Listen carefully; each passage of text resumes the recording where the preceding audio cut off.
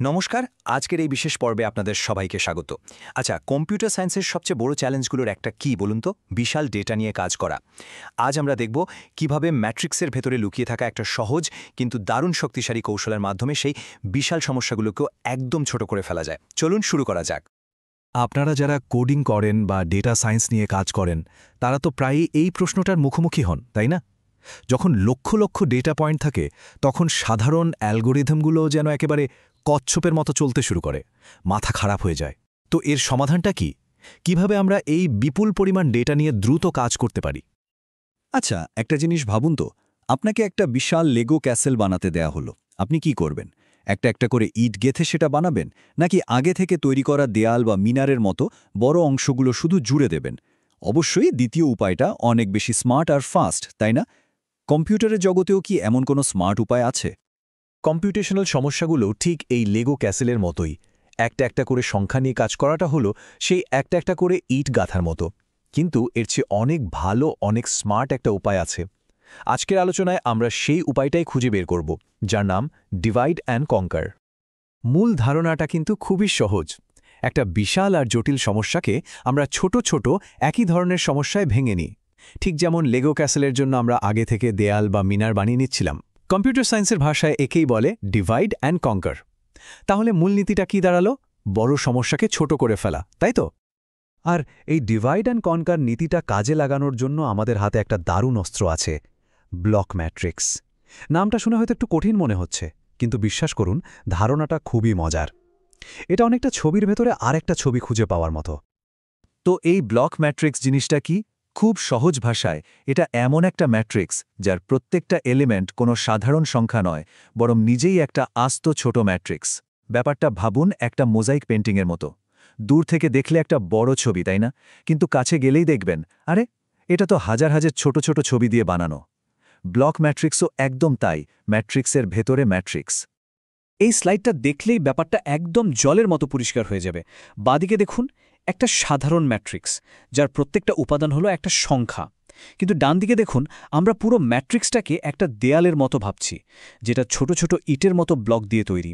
এই প্রত্যেকটা ইট বা ব্লক নিজেই একটা ছোট ম্যাট্রিক্স। কিন্তু প্রশ্ন হলো, এভাবে ভেঙে ভাবার দরকারটা কি? সুবিধাটা কোথায়? আর এই ব্লক হিসেবে ভাবার যে কি অম্পির পাওয়ার, তার সবচেয়ে সেরা উদাহরণ হল স্ট্রাসেনের অ্যালগোরিদম। এটা ম্যাট্রিক্স গুণনের জন্য একটা জাদুকরী কৌশলের মতো, যা আমাদের কম্পিউটেশনের গতি বহুগুণ বাড়িয়ে দেয়। চলুন দেখি এই জাদুটা আসলে কিভাবে কাজ করে। প্রথমে চলুন ঝট করে মনে করে নিই আমরা সাধারণত কিভাবে দুটো ম্যাট্রিক্স গুণ করি। আমরা তিনটে নেস্টেড লুপ ব্যবহার করি, তাই না? আই, জে আর কে। এটা হলো সেই লেগোর একটা একটা করে ইট গাঁথার মতো।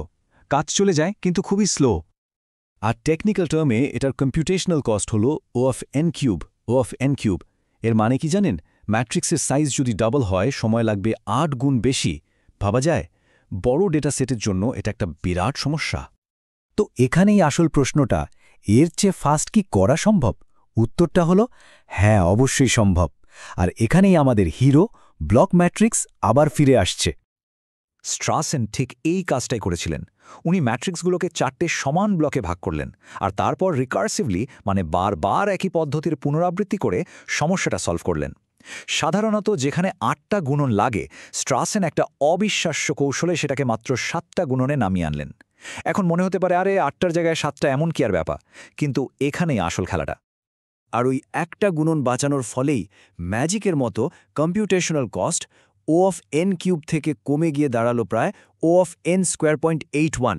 আচ্ছা, 3 আর 2.81 এর মধ্যে পার্থক্যটা হয়তো ছোট মনে হচ্ছে, তাই না? কিন্তু ভাবুন তো, যখন এন মানে মিলিয়ন বা বিলিয়ন, তখন এই ছোট পার্থক্যটাই কয়েক ঘন্টা বা এমনকি কয়েক দিনের সমান হয়ে দাঁড়ায়। এটাই হলো একটা স্মার্ট অ্যালগোরিদমের পাওয়ার। তাহলে এত সব আলোচনার পর আমাদের মূল মনে রাখার বিষয়টা কি? মানে কি টেকঅ্যাওয়েটা কি? চলুন সেটা একবার দেখে নিই। মনে রাখার মূল মন্ত্রটা খুবই সোজা, আর এটা আপনারা আগেও শুনেছেন, ভাগ করো, শাসন করো। তবে এবার ম্যাট্রিক্সের ক্ষেত্রেও ঠিক যেভাবে একটা বড় সাম্রাজ্যকে ছোট ছোট প্রদেশে ভাগ করে শাসন করা সহজ, সেভাবেই বড় কম্পিউটেশনাল সমস্যাকেও ছোট ছোট ভাগে ভাগ করে সমাধান করা অনেক বেশি কার্যকরী। তাহলে চলুন পয়েন্টগুলো একবার ঝালিয়ে নিই। 1 নম্বর, বড় ম্যাট্রিক্সকে আর শুধু সংখ্যার একটা টেবিল হিসেবে ভাবলে চলবে না। এটাকে দেখতে হবে ছোট ছোট ব্লকের একটা কালেকশন হিসেবে। 2 নম্বর, এই ব্লক স্ট্রাকচারটাই আমাদের স্ট্র্যাসেনের মতো সুপারফাস্ট অ্যালগোরিদম বানাতে সাহায্য করে।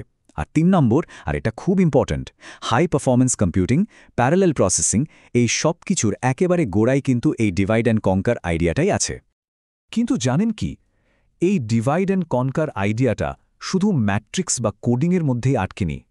এটা আসলে সমস্যা সমাধানের একটা ফিলোসফি, একটা মাইন্ডসেট। যে কোনো বড় জটিল কাজকে যখন ছোট ম্যানেজ করার মতো অংশে ভাগ করে নেওয়া হয়, তখনই অসাধারণ সব সমাধান বেরিয়ে আসে। তাই আজকের আলোচনা শেষ করার আগে আমি আপনাদের জন্য একটা প্রশ্ন রেখে যেতে চাই। ভাবুন তো, এই ডিভাইড অ্যান্ড কনকার মাইন্ডসেট আর কোন কোন টেকনোলজিকে আমূল বদলে দিতে পারে? আর্টিফিশিয়াল ইন্টেলিজেন্স, কম্পিউটার গ্রাফিক্স, নাকি এমন কিছু যা আমরা এখনও কল্পনাও করতে পারিনি? এই প্রশ্নটা আপনাদের ভাবার জন্য রইল। ধন্যবাদ।